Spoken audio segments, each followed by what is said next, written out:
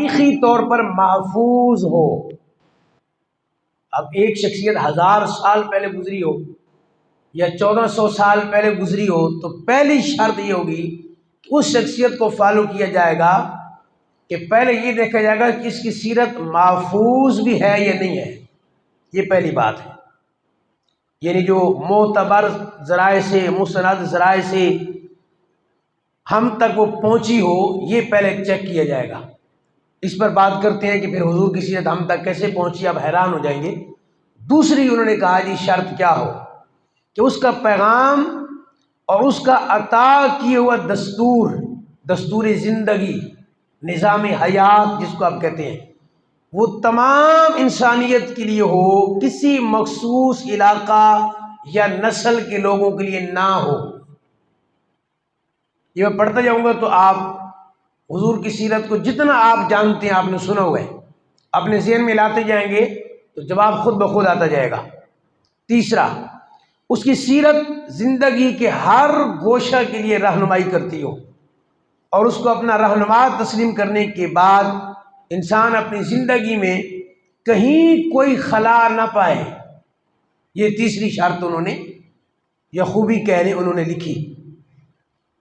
چوتھا لکھا انہوں نے کہ اس کی زندگی انسانیت کے لیے قابل اتباع بن سکتی ہو، اور اس کی پیروی انسانی طاقت سے باہر نہ ہو۔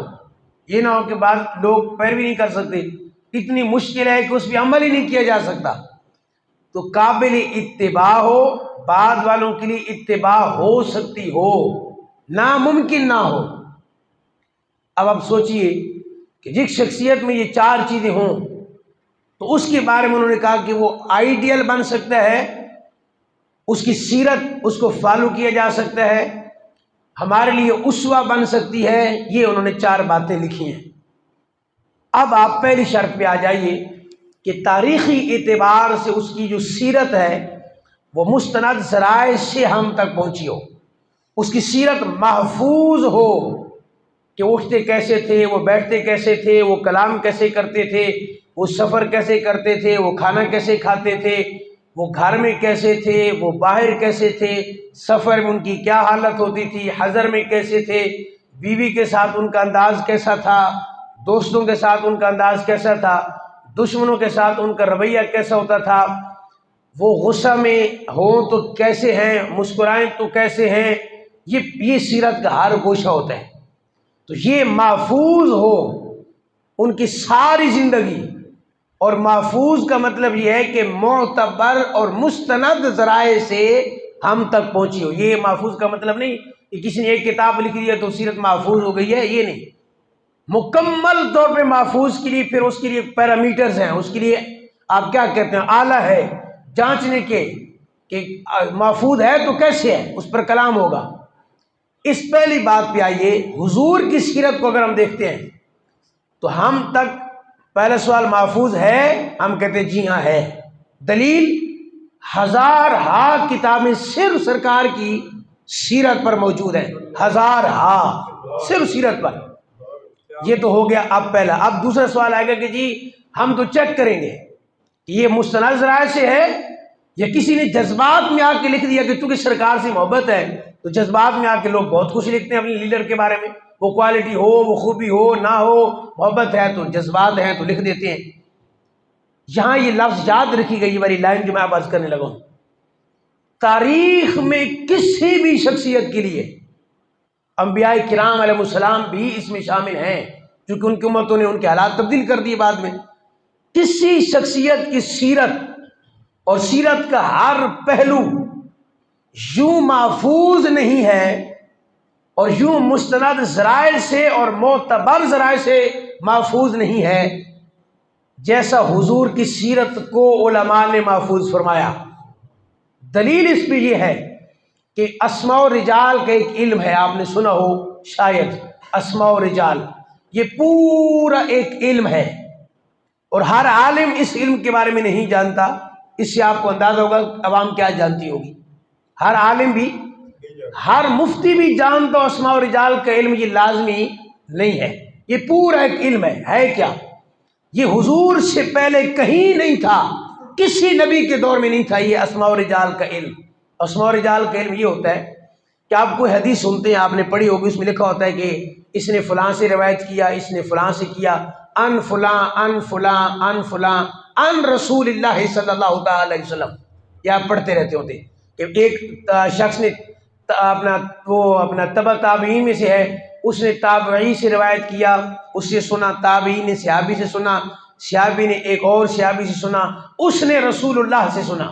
یہ ہوتا ہے ایک کڑی ہوتی ہے نا، اس کو کہتے ہیں جو راویوں کی بحث ہے. اسماء و رجال کا علم یہ پہلی کسی امت میں نہیں تھا، حضور کی امت میں یہ علم آیا کہ کوئی روایت ہم تک پہنچی ہو کہ حضور نے یہ فرمایا یا حضور کی سیرت اس طرح تھی.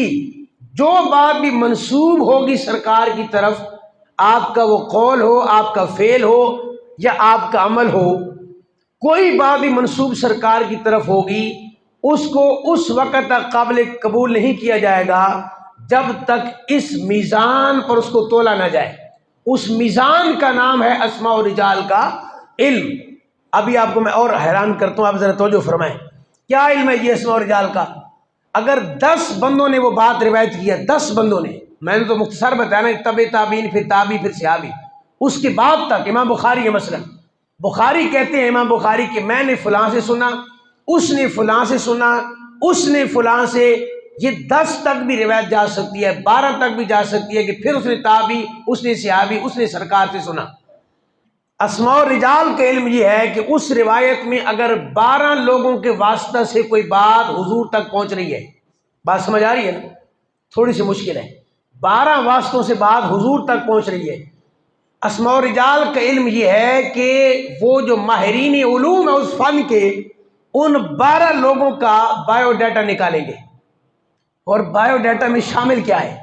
شامل یہ کہ امام بخاری پہلے روایت کر رہے ہیں، وہ کہہ رہے ہیں میں نہیں سنا ہے، تو پہلے امام بخاری کو تولیں گے ہم. پھر امام بخاری نے فلاں سے سنا، پھر اس کو میزان پر تولیں گے. اور جو تولنے کا پیرامیٹر آپ وہ ذرا چیک کیجیے گا، شرائط کیا ہے کہ وہ اس کا حافظہ کیسا تھا، بڑھاپے میں جا کے حافظہ کمزور تو نہیں ہو گیا تھا، وہ جھوٹ تو نہیں بولتا تھا، زمانے میں وہ صدوق تھا، صدق پر وہ بات کرتا تھا، سنی سنائی تو نہیں بات کرتا تھا، اس کے شیوخ کون سے ہیں، اساتذہ کی تعداد کیا ہے، کس کس سے اس نے پڑھا ہے، جس سے روایت آگے کر رہا ہے اس سے اس کی ملاقات ثابت ہے یا نہیں ہے. ابھی مختصر عرض کروں، وقت نہیں ہے. یہ پیرامیٹر ہے. ایک بندے کا بایو ڈیٹا پورا نکالیں گے کہ زمانے میں مشہور کہیں ایک بھی محدث نے کہہ دیا نا کہ انہوں نے ایک بات کی تھی اور وہ جھوٹ پر مبنی ہو گئی بعد میں، اس کے سارے علوم کو محدثین چھوڑ دیں گے کہ ہم بات اس کی قبول نہیں کریں گے. یہ اسماء و رجال کا جو علم ہے سوائے اس امت کے کسی امت میں نہیں تھا.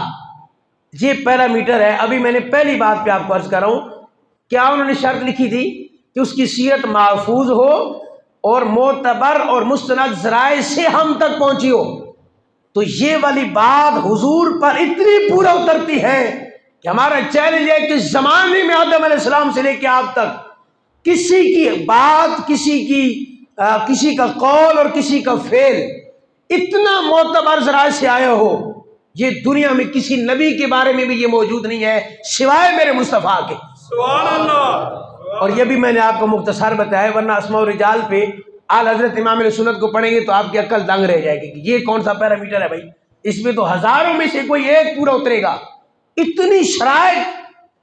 پہلے دور میں حافظہ اس کا ٹاپ پہ تھا، بعد میں کمزور ہو گیا. محدثین کہتے ہیں پتہ نہیں کب کی بات ہے، ہم نہیں قبول کرتے، کیونکہ مشہور ہے کہ ان کے حافظے میں ذرا کمزوری آ گئی تھی. آپ تصور کیجیے ذرا. یہ پیرامیٹر ہے، یہ سوائے حضور کے اور کہیں نہیں. آگے چلتے ہیں، وقت چونکہ نہیں ہے. دوسرا انہوں نے کیا لکھا تھا جی، کہ اس کی جو سیرت ہے وہ ہر شعبے کے لیے کافی ہو. اب میرے پاس وقت نہیں ہے کہ چاروں پہ ہم پوری بات نہیں کر پائیں گے، لیکن میں نے عرض کیا کہ جو سنتا رہتا ہے علماء کے بیان، جب یہ چاروں شرائط آپ تک پہنچائی جائیں گی، صرف آپ نے آنکھیں بند کرنی ہیں بغیر کسی کوشش کے. ہوتا ہے نا کہ کوشش کر کے آپ کہیں پہنچے، بغیر کوشش کے، اور جس کو کہتے ہیں بلا تعامل. جو پہلی شخصیت آپ کے ذہن کے افق پر نمودار ہوگی وہ اللہ کے محبوب کی ذات ہوگی انشاءاللہ۔ سبحان اللہ۔ تگو کے بعد نہیں، سوچنے کے بعد نہیں، بغیر سوچے سمجھے جو پہلی شخصیت آئے وہ سرکار کی ذات ہوگی۔ اب آپ اندازہ لگائیے، اس کو میں کھول نہیں سکتا، چاروں باتوں کو ٹائم نہیں ہے۔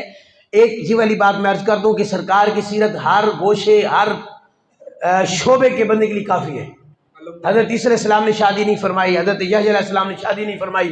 علماء نے لکھا کہ اگر ان کے امتی شادی کے معاملے میں اپنے نبی کی سیرت کو فالو کرنا چاہیں تو اس طرح کامل طور پہ نہیں کر سکتے، کیونکہ نبی نے شادی ہی نہیں کی تو آپ کو وہ والی چیزیں نہیں ملیں گی کہ ان کا اپنی زوجہ کے ساتھ کیا انداز تھا۔ سرکار نے شادیاں فرمائی، آپ نے سفر کیا، آپ نے جہاد کیا، آپ کے جو کیفیات ہیں وہ آپ صحابہ کے دوران آپ روایات پڑھتے رہتے ہیں کہ جلال میں ہوتے تھے تو یہ انداز تھا، مسکراتے تھے تو یہ تھا، چلتے تھے تو یہ تھا، کھانا تناول کرتے تھے تو یہ تھا، دشمن آ جاتا تھا تو یہ انداز ہوتا تھا۔ یہ ساری جو سیرت ہے، کبھی سرکار مسلح پہ ہیں، امام کے لیے مثال بن گئے، کبھی جرنیل ہیں، کبھی آپ معیشت کی بات کرتے ہیں تو سارے ماہر اقتصادیات لائن میں لگ کے کھڑے ہو جائیں کہ یہ کیا سمندر کو دریا کو کوزے میں بند کر دیا ہے۔ یعنی کوئی شعبہ دنیا کا ایسا نہیں ہے، جب طب کی فیلڈ میں آتے ہیں تو سارے ڈاکٹر طبیب ہاتھ باندھ کے کھڑے ہو جائیں کہ کیا کر دیا ہے۔ امام جعفر صادق کے دور میں کسی نے کہا، بہت بڑا طبیب تھا، کہ جی مجھے طب کے بارے میں اگر جاننا ہو تو میں کتنی کتابیں پڑھوں؟ تو امام صاحب نے فرمایا، امام جعفر صادق رضی اللہ تعالیٰ عنہ فرمایا کہ پوری کتابیں پڑھنے کی ضرورت نہیں ہے، یہ حضور کا دین ہے۔ تو آپ نے اس نے کہا یہ کیا مطلب؟ کہا صرف ایک آیت کا ایک ٹکڑا پڑھ لیں، ساری طب اسی کے اندر موجود ہے۔ اس نے کہا کون سی؟